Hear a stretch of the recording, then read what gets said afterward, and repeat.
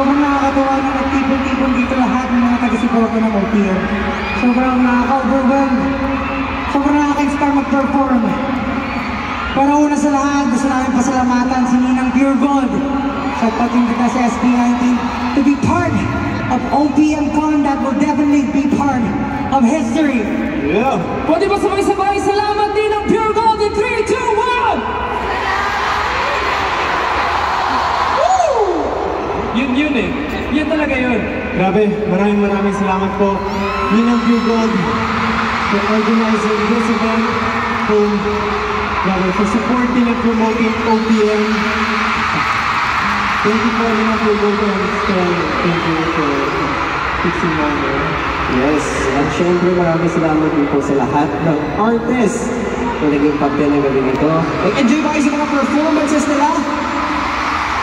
Kung nag-enjoy kayo, palakpakan naman natin ang Bini! Kaya! Sungkiz Lola!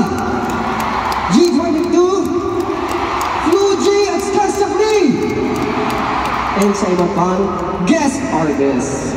And of course, we are grateful to be part of this event. Malaging pinaganalo ang musikang Pilipino. At para sa bawat artist na pinanalo ang mga pangarap nila at hindi sumuko, this song is for all of us. I believe this one.